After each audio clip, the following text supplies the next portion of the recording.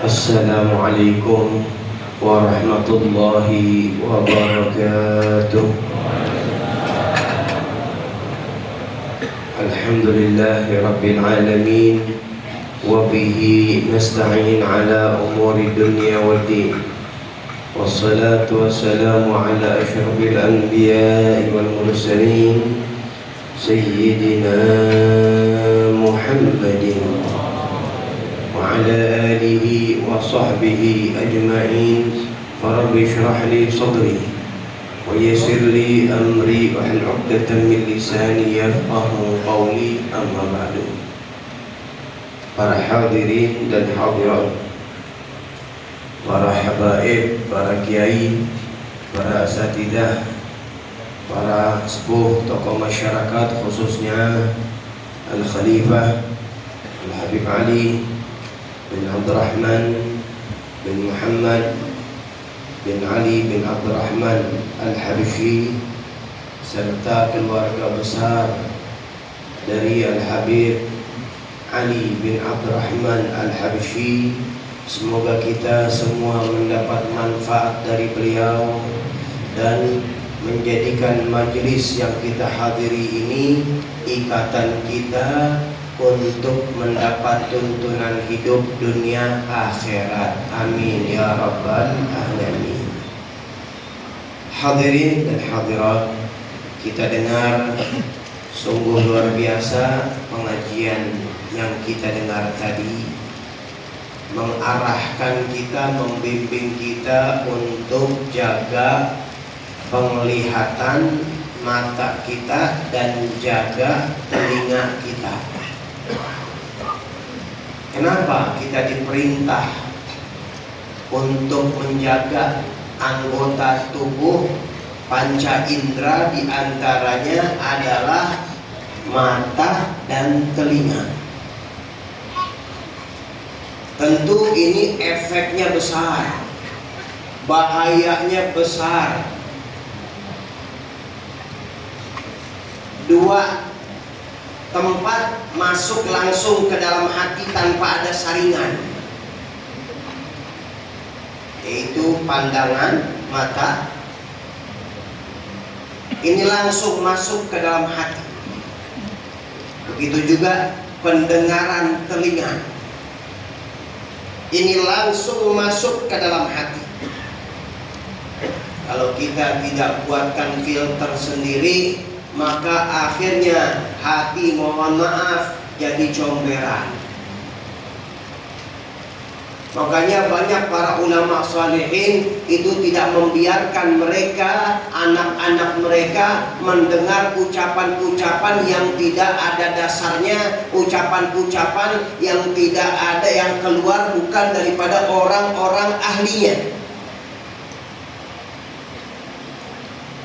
Kita tahu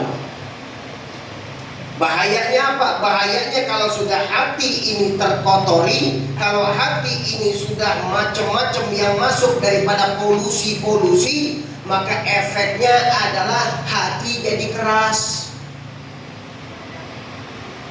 Kalau hati jadi keras, dinasehatin susah, zikir nggak pengaruh,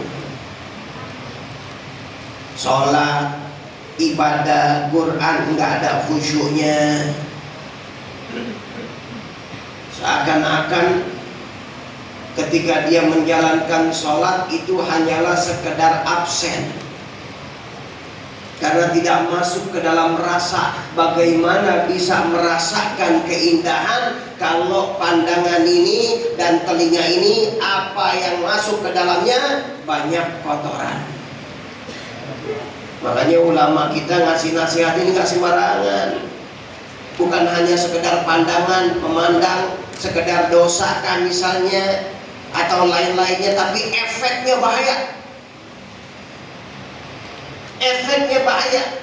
Makanya ulama menjelaskan pandangan pertama, kalau kita memandang yang memang sesuatu yang tidak diperbolehkan tapi nggak sengaja, ini nggak dosa. Ini bicara dosa, bukan bicara efek. Kalau bicara efek itu tetap hati-hati. Ketika memandang sesuatu walaupun tidak dosa, ini bisa membekas di otak, kemudian masuk ke dalam hati, ini jadi kotoran. Makanya hadirin diceritakan Imam Nawawi, Syaraf An-Nawawi itu beliau sampai pakai cadar. Sampai pakai cadar jaga matanya. Banyak lagi ulama-ulama lain, Sayyidina Ali Ar-Ridha dan lain-lainnya. Maka kita diajarkan segala sesuatu ini akan diminta pertanggungjawaban di hadapan Allah. Inna sam'a wal basara wal fuada kullu ulaika kana anhu mas'ula. Mata, pendengaran masuk ke dalam hati yang akhirnya jadi kotor. Semua ini akan ada pertanyaan di hadapan Allah. Makanya kita diajarkan kalau hati mau khusyuk, mau baik, udruk fudulun nazar, tinggalkan pandangan-pandangan yang tidak perlu. Maka ini yurithul khusyuk, akan mewariskan kekhusyuan. Di jalan kan banyak tuh, oh restoran baru nih, oh ini baru nih, oh toko baru nih. Itu kalau mau baik, hati kita mau khusyuk, katanya untuk fudulan nazar, tinggalin pandangan-pandangan yang gak perlu, pandangan tinggalin. Udah, antara ketika dia jalan sudah. Apalagi kalau hatinya nyambung terus sama Allah, luar biasa.